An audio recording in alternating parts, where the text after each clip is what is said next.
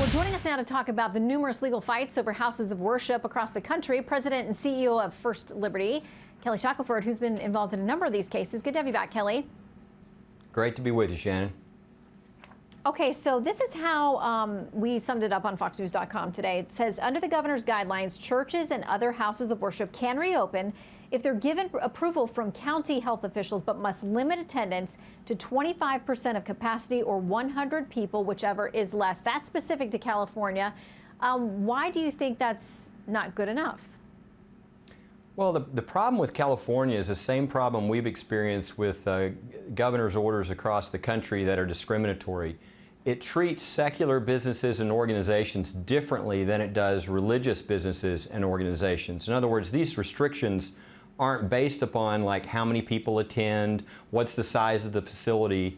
Instead, in California, like if you're a secular business or organization, you're fine. But if you're a religious organization and you meet, what you do is criminal. And you can't treat them differently. The argument made by California in court in the Ninth Circuit was that the reason they were doing this is they said that there was too much risk that the congregants at the churches couldn't be trusted to follow the safety protocols. So evidently the idea is you can trust the people who go into the liquor stores to follow the safety protocols, but you can't trust people that go to their synagogue or their church. And that's just pure discrimination. It's not allowed under the Constitution.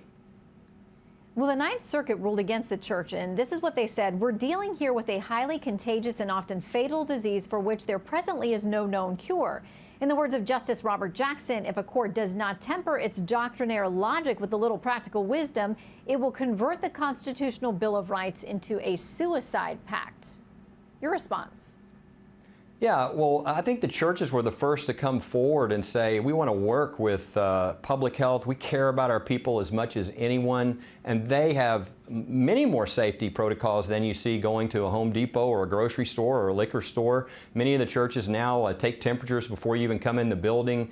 They can keep social distancing. There's lots of things they can do. So it's never been about the public health issue. The problem with these orders is they're trying to treat churches, synagogues, houses of worship like they're some sort of lesser group or have lesser freedoms when they actually have the most fundamental freedoms under the First Amendment. So like the injunction we won statewide in Kentucky in federal court stated that, look, churches have every right to safely open for in-person services. They should be treated like any other gathering that's around the state. And if other secular places can do things in a safe manner, so can the churches, so can the synagogues. It's just a matter of them doing it in a safe manner. Well, we know you are continuing to be involved in a number of these fights. We'll now wait to see what the Supreme Court does with this case out of California, the first one, I think, of this kind that has actually gotten to their doorstep. We'll be standing by. We'll have you back for analysis. Kelly, thank you. Thank you, Shannon. And I do want people to know if they want to follow these things, they can go to firstliberty.org, and we'll try to keep everybody up to date. There's so many of these cases, but I do feel like we're going to get good victories at the end of all these. All right. Thanks for joining us.